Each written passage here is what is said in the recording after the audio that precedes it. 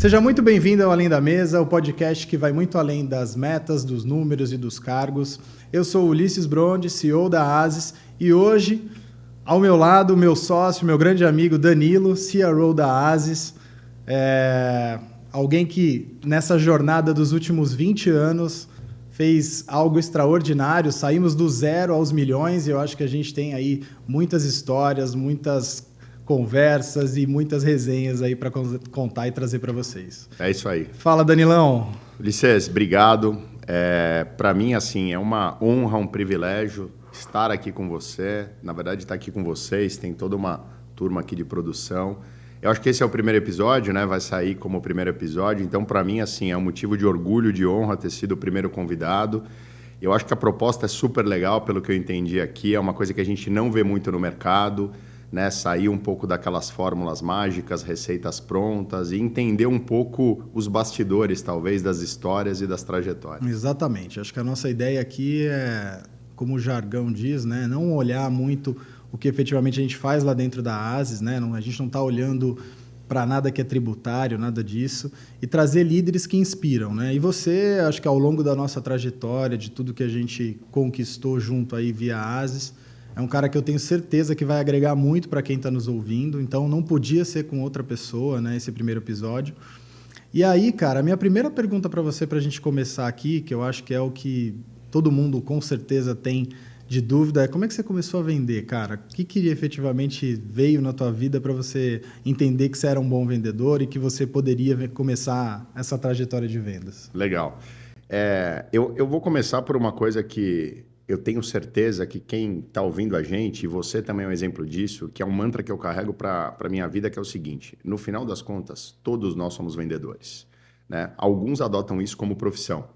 Outros não adotam, mas vendem o dia todo nas suas relações profissionais e pessoais. Então, eu acho que no final das contas, todos somos vendedores, em medidas, em doses, com personalidades diferentes. E por que eu digo isso? Porque se vocês pararem para pensar, a gente está negociando o tempo todo. E, na verdade, vender é a arte de negociar. Então, muitas vezes você está negociando com a sua esposa qual é o melhor restaurante que vocês vão jantar, você está negociando com o teu filho uma nota por um presente, você está negociando com o teu sócio, com clientes. Então, eu carrego um mantra que, na verdade, todos somos vendedores em doses diferentes. Mas a minha história, né, e como é que eu adotei isso como profissão, ela é muito peculiar, porque, na verdade, ela começou com o que eu não queria fazer, para depois entender o que eu queria fazer, o que eu gostava de fazer. A minha formação, ela começa como convencional e depois sai do convencional, né, porque eu vim do interior, eu fiz escola técnica, ali aquelas escolas da década de 90. E aí, quando eu fui tomar a decisão de faculdade, eu não queria fazer ADM, que eu achava que era um curso muito generalista, não se aprofundava em nada, e eu sempre fui um cara muito curioso, eu sempre gostei de aprender, eu sempre li muito. E aí eu entendi que marketing estava no meio do caminho, né? Eu fiquei entre economia e marketing e acabei indo para marketing. Fiz uma faculdade tradicional, convencional, né? Como várias faculdades de marketing do país, e entendi também que eu não ia tanto para o segmento publicitário. Eu entendi que o marketing era muito aberto, ele dialogava com várias coisas. E aí, no meio do caminho, eu fui trabalhar com meu pai. Meu pai tinha uma empresa na época de importação e de tecnologia e tudo mais. E eu fui primeiro para a área administrativa. E eu achei aquilo um horror. Eu não queria trabalhar com contas a pagar, receber. Eu falei, cara, isso é muito chato, essa rotina maçante é chato. Não é nada desafiador. E é uma coisa que me marcou muito na minha história, porque eu ficava numa salinha, numa mesinha, e no outro lado, exatamente na porta, tinham os vendedores da empresa. E eu via como a rotina daqueles caras era legal. Então, assim, os caras, na época, começou celular, todo mundo no celular, que era uma novidade, o telefone fixo tocando, todo mundo já com notebook. E eu falei, cara, esses caras têm uma rotina muito diferente do que eu tô tendo aqui.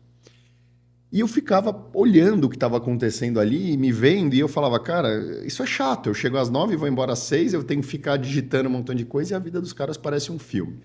Somado a isso, esses caras tinham os melhores carros da época. Então eu falei, cara, é interessante, a vida do cara é legal e o cara ganha dinheiro. Então parece que é uma combinação bacana. E aquilo ficou na minha cabeça. Depois de um tempo eu fui trabalhar em banco. Eu fui tentar ir para a área de tecnologia, eu tive uma passagem pelo Unibanco, que hoje é Itaú, e também vi que aquilo não era comigo. né? Porque TI é uma coisa muito, para quem é da área sabe, no fundo, é uma rotina também. E aí eu decidi fazer uma faculdade nova. Eu me dei de presente uma faculdade de História. E aí a minha cabeça explodiu, porque todo mundo acha que História é virar professor e não. Quando você faz uma faculdade de História, abre um mundo. E eu percebi que tinha um fator que eu gostava muito, que eram pessoas, que eram as relações humanas.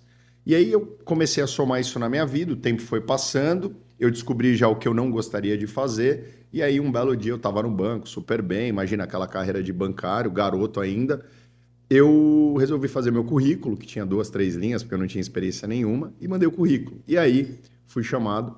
Na época era uma indústria de medicina veterinária, nada a ver, mas era na área comercial, era um primeiro projeto. Eu fui, e aí a minha vida mudou. Aí eu descobri o que eu queria fazer. Então, como é que eu chego nessa área? Aconteceu, então. Aconteceu, mas o que é legal? Eu acho que tão importante a gente descobrir o que a gente gosta e o que a gente quer é saber o que a gente não gosta e o que a gente não quer.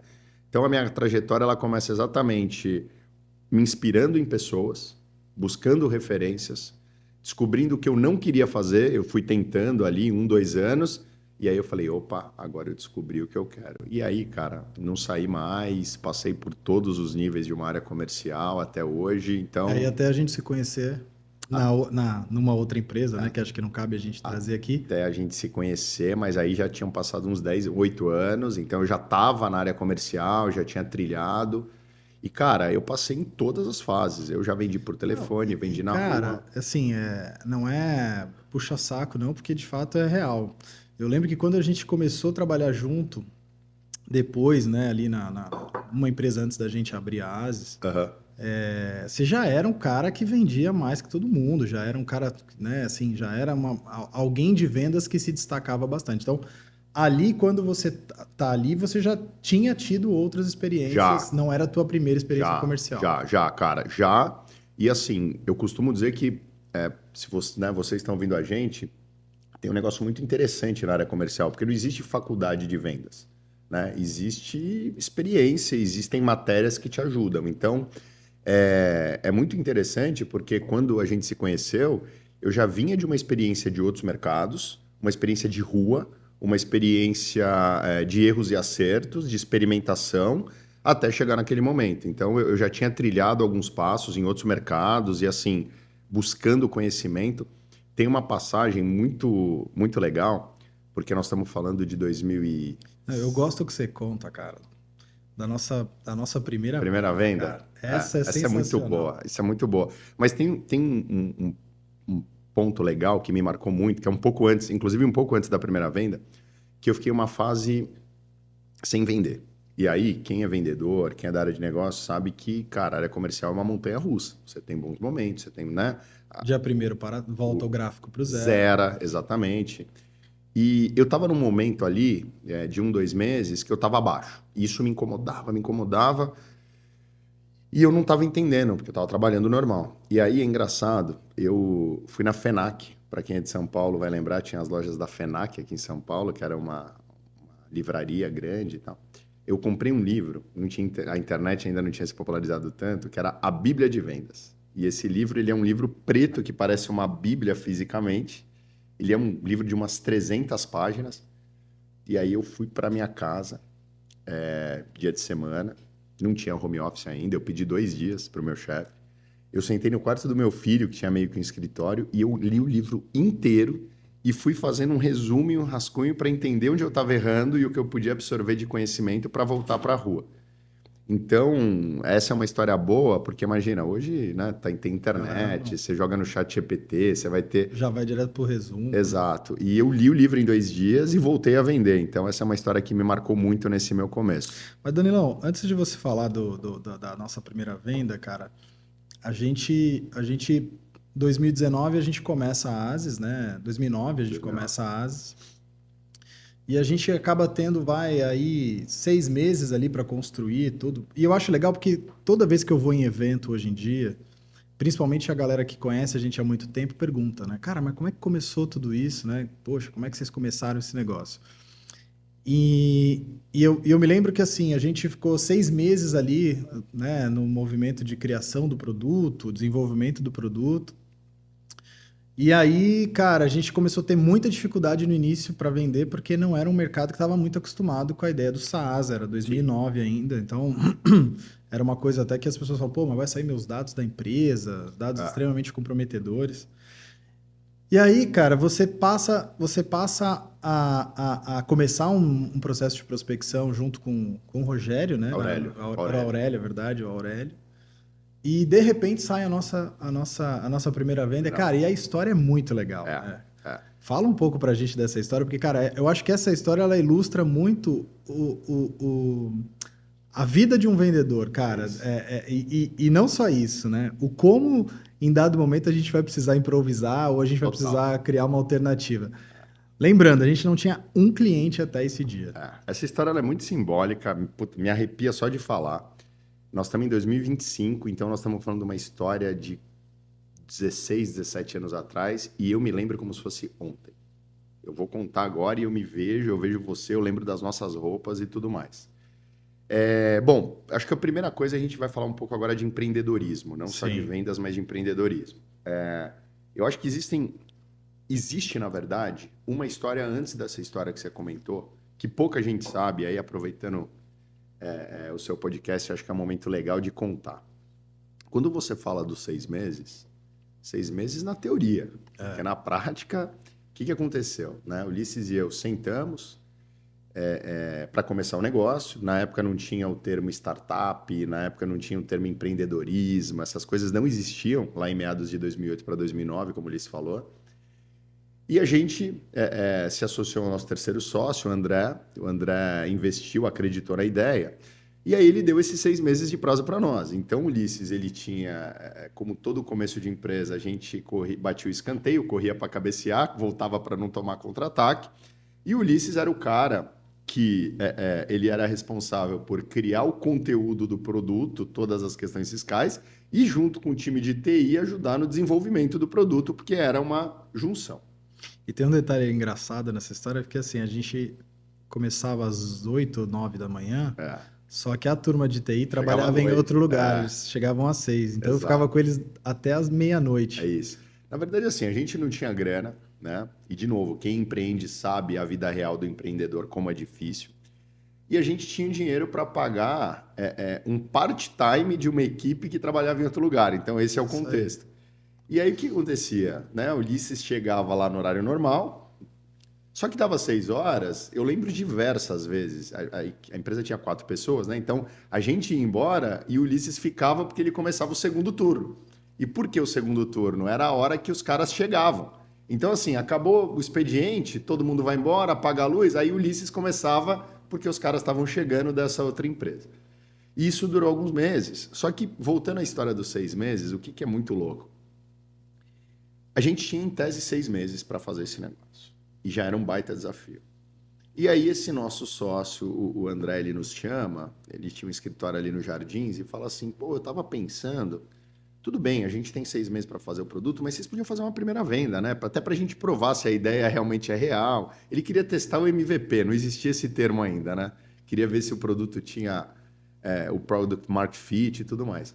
E aí eu lembro que o Ulisses falou, cara, mas a gente está construindo o produto, a gente tem 6 meses, é uma linha de produção, é um planejamento. Então, assim, não tem muito o produto. Ah, eu sei, mas vamos testar, ver o que o mercado fala. E aí é importante nessa história, e aí os detalhes são maravilhosos, eles são deliciosos. Duas coisas. Então, você imagina que em 2008, 2009, a gente batia nas empresas com uma ferramenta, com um software que era 100% na nuvem. Não existia cloud no Brasil, Zero. né? Então, todo mundo tinha lá um software instalado no servidor por questões de segurança. E quando você falava de SPED, ninguém sabia o que era o SPED, né? Fazer uma menção honrosa aqui para o Aurélio, que vai assistir, a gente ia em reuniões em Belo Horizonte e ele falava que ele era da fiscalização, É isso aí. porque em São Paulo era o SPED da telefônica, né? As pessoas confundiam, porque era um tema novo para todo mundo. Então, nesses 6 meses, a gente teve uma reunião e esse nosso sócio, que era o investidor, como se fosse um investidor anjo hoje, falou, cara, eu queria que a gente fizesse uma venda para validar. Nós saímos, eu lembro, Ulisses e eu, era no 13º andar desse prédio. Depois nós ficamos muitos anos lá e o Ulisses falou, cara, e aí? Eu falei, cara, é isso, vamos vender. Cara, mas, cara, vamos vender. Tá na tua cabeça, você sabe o que fazer, você tem esse know-how, vamos vender. E talvez a gente pegou uma frase que hoje é muito falada, que é primeiro progresso e depois ordem, É né? isso aí. Vamos fazer acontecer e a gente organiza. E aí chega nessa história da primeira venda. Eu, na época, tinha um porta-cartões, eu tinha vários porta-cartões, que na época as pessoas trocavam e faziam um fichário. E eu falei, Ulisses, eu vou sair ligando para todo mundo, vamos fazer um PPT, a gente não tinha marketing, então marketing éramos nós, e vamos, cara, a gente tem relacionamento com o mercado. E aí, depois de uma semana, a gente comemorou muito, não a primeira venda, mas a primeira reunião agendada, porque para nós era uma vitória agendar a reunião. Cara, os caras vão receber a gente. Vamos nessa, Ulisses. E Ulisses, cara. Então, mas lembra que não tem muito bem o que. Ulisses, vamos, cara. E aí, nessa reunião, era uma empresa que hoje foi comprada, já uma indústria química, que fica, para quem é de São Paulo, aqui no Cebolão, que é o entroncamento entre a Marginal Pinheiros e a Marginal Tietê, numa área industrial. E na época, Ulisses e eu, nós andávamos de terno e gravata, né? A gente tinha esse dress code. Ulisses advogado, sem barba, né? 2009 isso, nós chegamos. E aí a gente foi fazer uma apresentação por esse tema, né? O pessoal, como é que eram as reuniões antes da pandemia, né? Você entrava numa sala, tinha um data show, desligava a luz, alguém ia na frente apresentar e tinha um notezinho lá, o nosso note inclusive não tinha tecla direito, né? E aí nós fomos fazer a apresentação.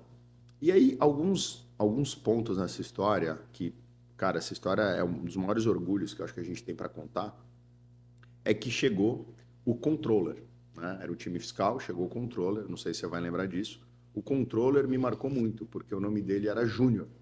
E por que te marcou? Porque ele era um japonês. Foi o primeiro japonês chamado Júnior que eu conheci. E aí o Júnior subiu. Eu falei, Ulisses, eu vou na frente, você toca. E o Ulisses falava assim, cara, sim, mas lembra que a gente ainda não tem. Não, cara, e nessa época eu odiava falar em público, era horrível isso. E aí tem algumas coisas que me marcam. Porque o Ulisses, ele é um baita vendedor, ele sabe disso, mas na época ele estava começando assim. E por conta do produto, a preocupação dele era genuína, claro. Ele ia ficando tenso, e a sala fechada, e era um lugar meio industrial, e ele de terno e gravata, então ele começava a transpirar de nervoso. E na época era um PowerPoint, a gente não tinha produto ainda. E ele falou, meu, vai lá então. Mas lembra, hein, meu? Falei, não, então... Aí fui, a turma estava na mesa, era uma mesa de reunião, e eu fiquei 1 hora ininterruptamente falando sobre o tal do SPED, o governo, tal, até chegar no nosso produto. E aí eu olhava o Ulisses, ele estava se transformando, porque ele ia transpirando, a camisa ia ficando meio ensopada, e ele me olhava do tipo, vamos embora, cara, tal. E aí acabou 1 hora essa reunião, acendemos as luzes, e o Júnior, ele anotou um caderno inteiro, outra coisa que me marcou, na lapiseira. Então ele escrevia de lapiseira, e ele anotou umas 40 páginas. Só que ninguém perguntou nada naquela reunião. Então, Não sabia se estava gostando. eu estava aqui na frente, o Ulisses na ponta, aquele cabão de data show e a galera toda aqui. E aí, na hora que acendeu a luz, eu falei, pessoal, de duas uma. Ou vocês odiaram tudo que eu falei e ninguém entendeu absolutamente nada, ou vocês amaram. E aí? E aí o Ulisses já queria fechar o note do tipo, ó... Aí o Júnior, né, como todo oriental, bem centrado, ele levantou e falou, olha, garotos, ele era um pouco mais velho, eu acho que vocês preverão o futuro. Eu concordo com tudo, eu acredito que essa questão de documento eletrônico chegou, esse tal de XML e tal. Eu acho que isso é o futuro, eu concordo com vocês. Isso é uma onda e ela está chegando, isso aqui é uma empresa americana e a gente é muito preocupado em compliance e... eu gostaria de uma proposta. Aí o Ulisses quase derreteu na cadeira. Aí o Ulisses começou... Porque aí dava medo da venda. Né? Aí o Ulisses começou a ter uma crise de cólica renal na hora. E ele me olhava, sabe quando a pessoa está suplicando para aquilo acabar? E eu falei, Júnior, não, cara, eu tava assim, em êxtase. Porque era a primeira vez que uma ideia que o Ulisses teve, que eu dei uma empacotadinha, alguém estava comprando. Eu fico arrepiado só de falar. Alguém estava comprando aquela nossa ideia. A gente estava se testando, né? E, de novo, 2 garotos ali. Aí o Júnior falou assim, quanto custa? E a gente não tinha a menor ideia de quanto custava. E aí tem uma coisa séria. Eu já falei isso para algumas pessoas. aquele momento, eu acho que para mim e para o Ulisses, cada um com a sua personalidade, o mundo parou. Por alguns segundos eu senti que tudo à nossa volta parou. Por quê? Porque eu acho que naquele momento é um daqueles momentos que mudam a nossa vida. Se aquilo desse certo, ia abrir um caminho para a gente. Se aquilo desse errado, talvez a gente não aguentasse e voltasse para o mercado e não deu certo a nossa aventura de empreender. E naquele momento eu falei o seguinte, eu posso te mandar uma proposta? Não, nós não tínhamos proposta, não tinha documento, não tinha nada. Ele falou, então ótimo. Mas assim, falou bem sério, então ótimo. Eu gostei muito do que vocês falaram, tá? O time fiscal dele gostou, eu lembro que ele tinha 3 analistas. E ele falou, eu vou levar isso para os Estados Unidos, a gente tem uma área de compras, dependendo do valor eu aprovo por aqui. Só que eu tenho um último pedido para te fazer. E a gente já estava meio querendo sair aquilo ali, eu lembro que acho que a gente comemorou como se fosse uma... Já era um gol, né? Porque a gente precisava provar para o nosso sócio, tinha todo aquele contexto. E aí, na hora que a gente estava meio recolhendo as mochilas, ele fala assim, tem só uma última coisa. E aí, de novo, o Ulisses ele ia ficando com câimbra na cadeira. E aí ele falou assim, a empresa aqui é uma empresa americana e a gente tem um compliance muito forte. Eu entendi que é na nuvem, eu acho que é o futuro também. Só que para a gente aprovar, e eu falava, cara, esse cara já está falando em aprovação, eu também estou começando a ficar com medo do que vai acontecer. Ele falou assim, eu preciso que vocês me mandem 3 referências de empresas que já usam o produto, de preferência no segmento químico. Aí o Ulisses começou a ter ânsia de vômito, a pressão dele caiu, e ele queria falar para mim, Danilo, vamos, não, cara, para. E aí... essa história, e aí que vem a sacada. Essa história toda nos leva para esse momento, e foi ali que eu tive, eu acho que intuitivamente, uma das grandes sacadas da minha vida, que é o que eu falo, faculdade não ensina, porque se aquilo desse errado, ia ser muito difícil para nós dois, porque nós estávamos dando all-in. Tem várias outras histórias boas sobre isso, sobre aquela nossa limitação naquele momento da vida, mas ali a gente estava empurrando todas as fichas, a gente estava dizendo, cara, esse cara teve uma ideia que esse cara acreditou, eles se juntaram, esse cara tá... E aí tudo começou a passar pela minha cabeça, eu parei de ver o Ulisses, parei de ver o cara, e aí naquele frame de segundos, eu falei, como é que eu faço agora? Porque se eu falar que eu não atendo ninguém, esse cara vai olhar e vai falar, amigo, então eu não vou ser, né, o primeiro cliente. Ele estava sentado, eu estava em pé, era uma mesa grande, e aí ele virou e falou assim, então vocês me mandem, por favor, 3 clientes referência, nesse tom de voz, de preferência do segmento químico que a gente avança para uma aprovação. E naquele momento, eu virei para ele e falei o seguinte, Júnior, eu agradeço o tempo, obrigado pela reunião, mas a gente vai parar por aqui. Aí todo mundo me olhou, o Ulisses parecia aquele...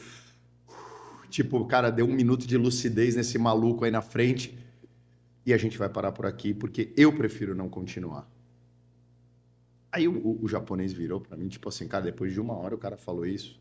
Aí eu lembro que eu dei a volta, eu passei, eu botei a mão no ombro dele, né? Eu sou muito sinestésico, então eu encostei nele e falei assim, eu poderia não te passar 1, eu poderia te passar 5 clientes, e alguns, inclusive, do segmento de vocês.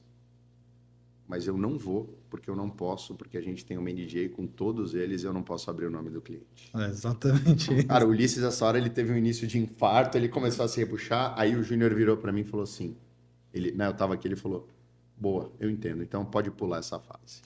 E, cara, e realmente isso é o que acontece hoje no mercado, né? Hoje em dia, cara, ninguém quer que você exponha os seus dados. Então, a sacada que você teve ali foi genial. Eu nem sei se eu sabia o que era o NDA, se ele me perguntasse a sigla, tá? Hoje eu sei, mas era um termo de... E aí começamos, cara, é verdade, exatamente essa história. Você lembra disso? Lembro. Eu lembro... Cara, eu lembro como se a gente tivesse vivido isso, tipo, agora, às 9 horas da manhã, na sala do lado. É muito engraçado que, como para você vencer ali o primeiro desafio, parece que o muro ele é gigantesco, né, cara? É uma coisa assim, é a mesma coisa do primeiro milhão da empresa, enfim, parece que, cara, são marcos, né?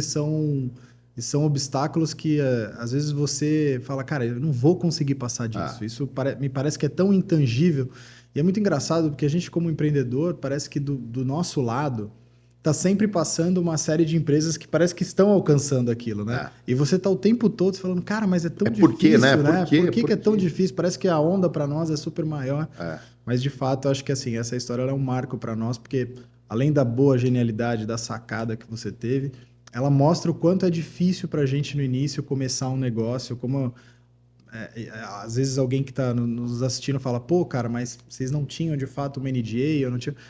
Mas só quem está ali, né, no começo, sozinho, começando um negócio, sabe o quanto é difícil para você conseguir seu primeiro contrato, seu primeiro milhão, seu primeiro...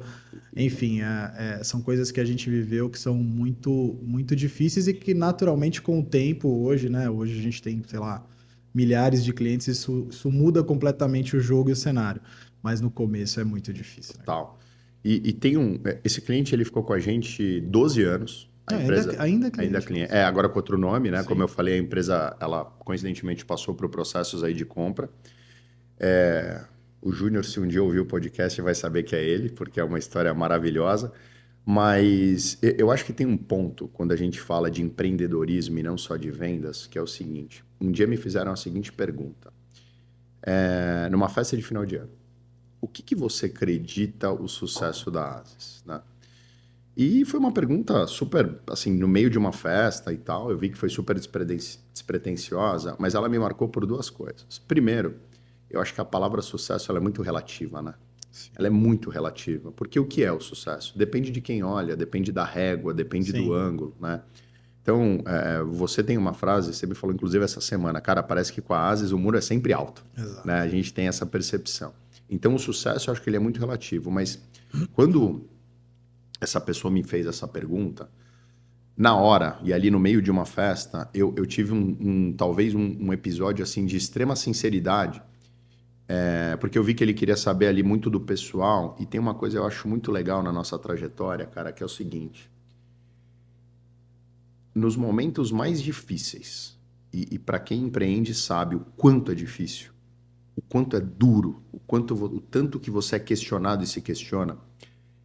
Mesmo nesses momentos, eu não me lembro, e a gente já aguentou várias barras, você sabe, uma reunião nossa ou uma conversa nossa com a mínima possibilidade de desistir. Não dar certo. É isso aí. Então, isso é uma coisa que me marcou muito e que era tão natural que depois de anos, a empresa já tinha 10 anos, enfim, já estava começando a ficar legal, eu falei, nós nunca cogitamos desistir ou nunca pensamos que ia dar errado. Exatamente. Nem nos episódios mais loucos da nossa história, e malucos, com pessoas malucas que passaram e é a vida, nós cogitamos de, cara, não vai dar certo, vamos pensar num plano B. E eu acho que uma coisa na nossa história muito legal... Acho que também não tinha plano B, né? É exatamente isso. O cara que não tem plano B, meu amigo, ele é imparável. Ele é imparável. Ele é imparável. Tem uma história legal nossa, que no começo a gente não tinha grana para nada, e a gente sempre sonhou grande, então a gente sempre quis atender clientes no Brasil todo, não era só em São Paulo. E Brasil todo, avião, você tem que viajar de avião. Então, como é que funcionava? Eu entrava, via as passagens mais baratas da barata da barata. Tinha uma empresa que chamava Webjet, que era uma empresa verdinha que hoje é na Azul, lá no Terminal 1. Segunda às 5 da manhã. Exatamente. Eu tinha um Cliozinho dourado. Eu saía... Dourado não, amarelo. Amarelo. Não, ele era maravilhoso. Eu queria comprar ele de volta. Eu pegava o meu Cliozinho 3 horas da manhã. O Ulisses morava relativamente perto. Eu pegava o Ulisses 20, 25 minutos depois sem trânsito. Ele estava na porta do prédio dele me esperando. A gente ia para Guarulhos, e aí era mais 1 hora. A gente chegava em Guarulhos 4h30 para pegar o primeiro voo das 5:50 para chegar em Curitiba às 7h. A gente passava o dia em reunião em Curitiba, voltava no último voo que era o mais barato, porque aí, né, os voos em horários extremos costumam ser baratos. Chegávamos em Guarulhos meia-noite, eu voltava, deixava o Ulisses na casa dele, ia para minha casa no outro dia, 8 horas da manhã, a gente estava na padaria. E isso era uma rotina de 7, 8 reuniões por dia. Durante pelo menos uns 3, 4 anos. O que nos rendeu pelo menos uns 20 quilos a mais. Fácil. Danilão, cara, e aí assim, né, até porque eu acho legal pro público que a gente está trazendo no podcast, e isso é uma outra coisa que também bate muito quando a gente senta numa mesa para falar, quando a gente tem um cargo, quando a gente muda um pouco, né, porque a empresa vai crescendo, ela vai se estruturando, ela vai criando um organograma, E a gente vai tendo, e não existe uma escola da vida que te ensine como ser algo, né? E depois do M&A, a gente foi adquirido pela Sankia, para quem não sabe, está ouvindo pela primeira vez o podcast. E a gente teve uma reestruturação organizacional. E você, como CRO, né, como um cara de estratégia, de alavancagem de receita, não acabou o ano ainda, mas já passou dos seus 60% de crescimento de alavancagem, o que é fora do normal. Cara, como que é para você, como profissional, né, se adaptar? Porque, vou ser sincero com você, quando a gente teve a primeira votação, né, para ter um CEO na empresa e eu acabei sendo ali o escolhido, quando eu sentei na mesa, eu falei, cara, o que eu vou fazer agora, né? Porque, cara, o que um CEO faz, né? E eu acho que isso é uma coisa que todo mundo que tem uma autoconsciência e que passa pela uma primeira vez em alguma situação, você acaba caindo nessa situação. E aí, lógico, a gente, né, do meu lado, eu fiz alguns benchmarks, acabei me especializando, e aí você vai entendendo qual é a sua figura e o que efetivamente você faz, e com o tempo vai ficando uma coisa mais tranquila. Mas, cara, como é que faz para no primeiro ano que você, né, dentro dessa mudança que teve dentro da empresa, né, da aquisição, fazer mais de 60% de resultado e, cara, a gente vê hoje a admiração de todo mundo dentro do nosso ecossistema pelo trabalho que você fez e que está fazendo, né? Como que foi essa mudança, cara? Porque a gente ainda é empreendedor, mas acaba tendo ali uma nova função, né? Sim, sim. Uma nova remodelagem de trabalho. Sim. Boa pergunta. Eu acho que é uma combinação de fatores, tá? Eu acho que a primeira, quando eu faço uma autocrítica, é a questão da humildade intelectual. Então, assim, em toda a nossa trajetória, eu, em alguns momentos, tive a autocrítica que eu precisava me reinventar, né? E tem um conceito muito legal, que é o Infinite Learner, que é o cara curioso, mas é aquele curioso que quer aprender o tempo todo. Então, eu acho que a primeira coisa, quando eu tento fazer essa autoanálise, né, de sair de um empreendedor raiz, das histórias que a gente estava contando, para ir agora com talvez até um papel mais de executivo do que de empreendedor, foi um marco para mim me reinventar, como em outros momentos, e entender o que aquela cadeira exigia. Então, acho que vai muito dessa humildade intelectual, que é uma coisa que você tem pra caramba também, de estar aprendendo, né? O aprendizado ele é um processo contínuo. Então, acho que esse é o primeiro ponto. Cara, o segundo ponto foi buscar sempre referências, né? Então, assim, eu sempre procurei me conectar, eu sempre procurei consumir, eu sempre procurei me relacionar com pessoas que elevariam o meu nível e o meu conhecimento. Então, eu acho que hoje em dia a gente cria muito pouco, a gente aperfeiçoa muita coisa, né? Então, eu sempre busquei referências que poderiam me ajudar a subir um pouco o nível, a régua e tudo mais. E por último, cara, eu falei isso inclusive ontem no evento que a gente estava, eu cada vez mais estou convencido que no final do dia tudo é sobre pessoas. Sobre pessoas. Não é sobre número, não é sobre venda, não é sobre processo. Isso ajuda, isso clarifica, isso metrifica, isso potencializa. Mas eu acho que talvez um dos meus acertos foi tentar sempre me cercar de pessoas e dar autonomia, empoderar essas pessoas, permitir que elas acertassem e errassem, para que a gente conseguisse chegar nesse número. E o número, cara, tá gritando aí de tão bacana como você falou, e dá para ser melhor, né? A Maura, nossa gerente de marketing, ela fala isso. Ela fala, pô, parece que o Danilo sempre fala que dava para... Porque dá. Porque dá. Essa inquietude, ela é muito legal, né? Então, eu acho que a combinação desses três fatores, eu acho que a gente hoje tá cercado de muita gente boa, cara. Muita gente afim de fazer a coisa acontecer. É quase que um conceito de partnership, né? Parece que as pessoas, elas são meio sócias da Asis também, elas estão muito com a gente. Então, eu acho que quando a gente soma esses fatores, cara, pô, dá bom no final do dia. Danilão, cara, ainda dentro desse nosso conceito, né? Eu acho que tem muita gente que está assistindo aqui e eu acho que ele é inspirador, tanto do ponto de vista de empreendedorismo, quanto também olhando para o comercial. Todos nós temos desafios que a gente precisa superar, às vezes da nossa própria personalidade, quando a gente vai encarar algum desafio novo. Né? Então, eu, por exemplo, você sabe muito bem que eu sempre fui um cara muito técnico, mas eu nunca fui nada comercial, né? Tive super dificuldades. As minhas maiores dificuldades sempre foram olhando para o comercial. Tive um bom professor, né? Então, automaticamente, isso me ajudou bastante a me desenvolver. Mas, cara, você, né? Quando você chegou nessa área, né? Comercial, né? Que é uma área totalmente diferente, como você falou, não é aquela área que você está ali sentado, passa 8, 9 horas ali na frente de um computador. Qual que foi o teu maior desafio, cara, de personalidade? O que efetivamente você teve que mudar ou você teve que adaptar, né? Vou te falar por mim, por exemplo. Se você, na época, antigamente, falasse, Ulisses, fala aqui, explica sobre o produto, era super fácil. Mas se você colocasse 2 slides que tivesse que falar da ASIS, falar da missão da ASIS, cara, já era completamente difícil para mim fazer aquilo. E isso talvez tenha sido o maior desafio que eu tive que melhorar durante o tempo. E talvez hoje eu acho mais fácil agora. É natural. É natural. Mas qual foi o teu maior desafio? Eu acho que dá para... Boa pergunta. Dá para dividir a resposta em 2, mas eu queria contar uma história antes.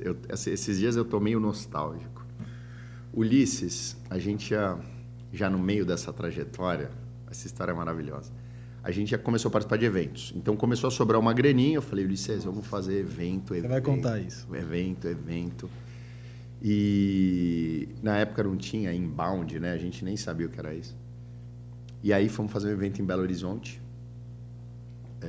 Contadinho, alugamos um hotel na Savassi e colocou 90 confirmados, né? Quem sabe, faz evento sabe o desafio que é.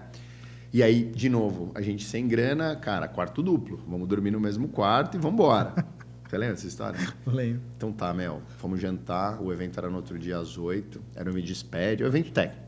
Mas tinha que fazer uma introdução e tal. E eu falei, olha, Ulisses, eu faço isso, você faz isso e tal. E era um público já grande, era uma sala grande, a gente fez uma baita promoção do evento. Aí um dia antes me falaram que tal pessoa estava lá, fulano estava lá. Falei, nossa. Não, o pessoal da Fiat vem, da Secretaria da Fazenda vem. Falei, Ulisses, vamos embora. E aí foi chegando no final do dia, Ulisses, você começou a ficar um pouco mais estranho, você começou a ficar mais introvertido e tal, e eu só reparando. E a gente foi jantar, e jantamos, fomos pro hotel. Aí eu lembro que era uma cama dupla, quarto duplo, né, 2 camas. Aí eu tô dormindo, eram umas 3:30 da manhã. Eu levanto não, né? Eu tomo um susto, que eu começo a ouvir eu levanto assim, meio desperto por aquele barulho. Você tava na ponta da cama, sentado, falando sozinho. Eu falei, esse cara tem sonambulismo. Na verdade, não, você tava tentando lembrar o que você ia falar. E eu comecei a ficar com medo. Às 3:30 da manhã. Parece uma possessão. O que tá acontecendo? E aí eu olhei, aí você me olhou, você falou assim, beleza? Aí eu falei, Ulisses, você é... Cara, eu tô um pouco nervoso do negócio do evento. Quer treinar comigo? Eu falei, mas Ulisses, são 3:30 da manhã. E você? Não, mas tá com sono? Eu falei, pelo amor de Deus. Cara foi isso mesmo. Essa história é muito boa. Eu acho que são 2 pontos, tá? Eu acho que a gente tem desafios, tanto de soft skills quanto de hard skills, tá? Então, assim, o meu primeiro, acho que são vários, tá? Eu penso que eu preciso melhorar muita coisa o tempo todo. Mas uma das coisas que eu trago até para os dias de hoje, cara, é julgar cada vez menos. Uma coisa que eu tenho ponderado muito é assim, eu preciso criar, tá? Isso é uma coisa que eu estou carregando muito de legado, grandes profissionais. Então eu preciso acreditar neles, eu preciso dar liberdade para eles, eu preciso ser tolerante com o erro, porque eu acho que eu era um cara muito intolerante, no bom sentido, mas intolerante. Quem trabalhava comigo muito no passado sabia que a margem de erro era muito pequena. Então, isso eu vejo hoje como desgasta, como pesa nas relações. Então, eu acho que do meu lado, de soft skill, eu fui um cara que eu precisei ter autocrítica, que eu precisava ser mais tolerante e julgar menos. Tá? Certo. Do ponto de vista de hard skill, eu acho que quando a gente está jogando um jogo de uma receita de uma empresa de até 5 milhões, ela tem um tamanho e você controla no Excel. O talento vence jogo até 5 milhões. Sim. Quando vira um negócio de 10 milhões... Já muda tudo. o talento é importante, mas eu preciso de... Quando vira um negócio de 15 e assim sucessivamente, então acho que do ponto de vista de hard skill, eu precisei virar um cara mais metódico, eu precisei virar um cara mais de números, que você sabe que eu não sou originalmente, um cara de processos, né? Inclusive, essa semana a gente teve um workshop de governança que foi muito legal, que eu fiquei meio apaixonado pelo tema. E para onde a gente quer chegar, eu vejo que eu preciso desenvolver isso cada vez mais, porque é outro jogo, você demanda outros controles, outras eficiências que só o talento não vai te levar. Muito bom. Cara, para um cara que está assistindo a gente e quer começar na área comercial, qual que é a regra de ouro que você vê e que você daria de dicas se você estivesse com ele aqui hoje? Puta, a primeira coisa, a regra é não ter regras. Show. Eu acho que na área comercial, cara, é assim... Não tem fórmula mágica. E isso é o mais legal. Porque, no final das contas, se você está vendendo esse copo ou se você está vendendo um software de inteligência tributária, o verbo é o mesmo, vender. Então, não tem um padrão, tá? Eu não acredito em fórmulas mágicas e equações prontas. Então, a primeira coisa, se permita errar. Não tenha medo do julgamento dos outros. Se coloque à prova. E, principalmente, tem uma frase que não é minha, que eu adoro, mas ela é bem famosa na área comercial, que é: vendas é energia. Então, cara, não, total. Trabalha para sua energia o tempo todo, tá lá em cima. Total. Tenha tesão pelo negócio, entendeu? Porque isso é o que vai fazer diferença naquele quilômetro a mais que você precisa para bater a meta, quando você estiver cansado. Então, eu acho que assim, o cara ele tem que ser um cara que goste de gente, porque, na verdade, vender é uma relação entre pessoas. Ele é um cara que não pode ter medo de errar. A área comercial ela é o telhado de vidro de toda empresa. Você sabe que eu brinco muito com isso. Deu um problema, é do comercial. Não é só na Ásia, todo lugar, porque é a vitrine do negócio. Sim. E tem esse tesão, tem essa energia alta, se prepare para isso mentalmente e fisicamente, porque, cara, vai ser legal a jornada. Bom, aqui no podcast a gente tem um momento mais descontraído, né? E você que estava dando um conselho para a galera aí sobre vendas, né? Mas eu queria que você desse um conselho para um cara, né? Um cara que a gente trouxe aí numa foto. E aí eu queria chamar o meu amigo João para ele participar aqui com a gente do quadro. Olá. Tudo bem, João? Tudo bem, gente. João, que foto é essa, cara? Cara, tá preparado? Não sei, cara. Eu queria que você desse um conselho para esse cara dessa foto. Eu ando meio emotivo, tá? Mas vai. É um bom dia hoje, vai. Bom, então eu vou mostrar a foto para você. Nossa. Nosso quadro de volta ao começo. Queria que você desse um conselho, então, para esse Danilo lá no começo. Vou até mostrar pro pessoal a foto. Cara, essa foto aí, eu e o Danilo, a gente tava com pelo menos 20 quilos a mais, cara. Cara, que foto. Os dois na foto. Deixa eu ver de novo. Ulisses, Danilo... Eu acho que esse evento é o que você falou sozinho. Eu acho que é o evento. Eu acho que é. Que legal, cara. Que legal. Eu já tinha visto essa foto acho que em momentos diferentes. Há muito tempo eu não via. Mas com certeza, se não foi esse evento, foi um das centenas de eventos que a gente fez. A gente tá melhorando, cara. Tá melhorando, cara. O tempo não tá? Pô, demais. Que isso. Isso daí foi... Isso aí foi muita coxinha de rodoviária. Isso era Marmitex. Era arroz com salito e beira de estrada. Cara, que conselho eu daria para esse Danilo? Esse Danilo, da foto. Cara, 2011, eu falaria o seguinte: Danilão, seja mais leve, não se cobre tanto, curta a jornada, continue sendo um cara leal, porque isso vai fazer diferença nos próximos anos. Nunca traia os seus princípios. Nunca traia os seus princípios. Você vai pagar um preço caro, mas não desista daquilo que você acha certo. Pegue mais leve com as pessoas e, cara, curta essa jornada, porque essa é a vida que você escolheu e tem que ser legal pra caramba. Pô, isso é um conselho pra todo mundo, né? Muito bom. Pô, muito bom. Ai, cara, esse cara do meu lado, eu falar que eu amo ele, que ele é maravilhoso. Cara, Ulisses, ele odeia que eu falo isso, mas aqui é o momento. Às vezes eu ouço assim: pô, fulano de tal é um gênio porque fez um produto, é um especialista naquele mercado, e isso me irrita um pouco. E aí me irrita, talvez, pelo meu senso de irmão mais velho, de ser um mês mais velho que o Ulisses, que é assim, Ulisses durante muito tempo, né? E esse Ulisses, eu estou falando para esse Ulisses que está aqui, ele foi um cara que ele é tão bem resolvido que ele nunca procurou esse holofote, ele nunca se autopromoveu, ele nunca precisou disso na essência, porque ele sabe quem ele é, de onde ele vem. Mas esse é um cara que eu diria para ele, eu tomaria a liberdade de falar o seguinte, mostra para todo mundo desde o começo quem você é. Mostra o que você fez, que você criou praticamente não um produto, mas um mercado. Né? O que esse cara fez, ele mudou a história mudou a minha história, mas ele mudou a história de centenas de pessoas. E ele mudou a história de pessoas que talvez nem conheçam ele, mas que só estão no mercado hoje porque ele, acho que depois de casar, alguns meses depois, decidiu sair de uma empresa, jogar tudo para o alto sem um centavo, assim como eu, sem família bancando, e decidiu apostar na ideia dele. Então, eu falaria para esse cara assim, bate no peito e fala que você é foda. Fala mais vezes isso. E vocês são. Só agradecer. Obrigado, viu, João? Eu posso levar essa foto? Pode, é sua, um presente. Que legal. Cara, primeiro, te agradecer pelas palavras. Acho que nada disso existiria se não fosse você também. Eu acho que a gente não tem 50,01 nem 50, é 100% uma construção nossa. Sempre tive isso na minha cabeça. Eu acho que esse é um momento legal também de falar. E, cara, primeiro te agradecer, né? Não podia ser diferente, não podia ser outra pessoa, não podia ser outro convidado. Acho que eu também queria levar não, acho que assim, a gente já dentro do ecossistema Sankhya, dentro da Asis, acho que todo mundo já conhece muito você, sabe muito sobre você e você já tem uma admiração de todos, né? Onde a gente tá, até no estádio de futebol, esses dias encontrei uma pessoa falando de você.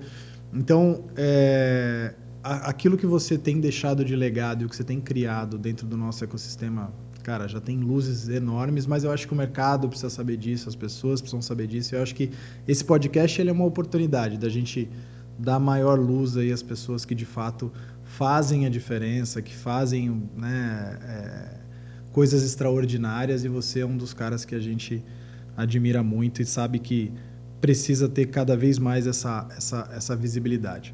Danilão, como é que a gente encontra você nas redes sociais, cara?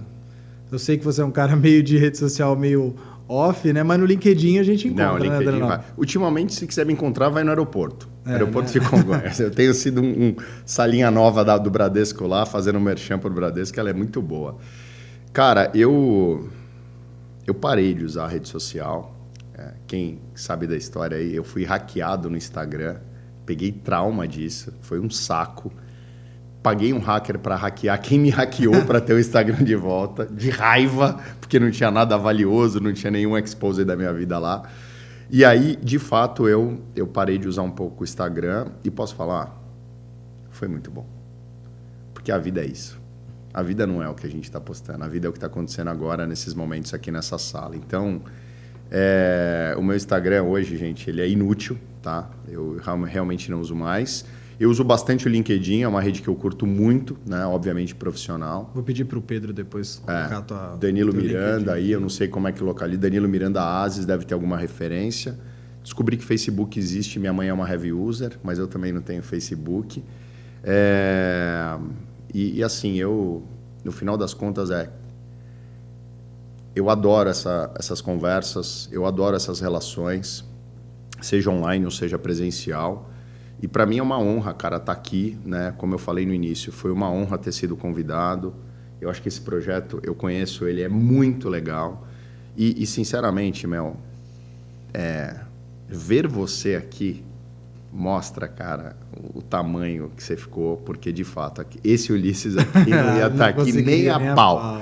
Então eu tenho certeza que vai ser um baita sucesso. Mas cara, eu acho que é exatamente isso, a gente mostrar que dá pra gente melhorar, que dá pra gente superar as coisas que a gente tem mais dificuldades e convidar as pessoas que estão lá fora também para fazer igual, né, Danilo? Porque de fato acho que a gente não começou o nosso negócio da maneira que ele está, né? E graças a Deus as coisas aconteceram. É isso. Cara, queria te deixar um presente. Opa! Tá? Presente do Além da Mesa, muito bem Muito obrigado. Elaborado pela Maura, pelo João, pelo Pedro. Boa.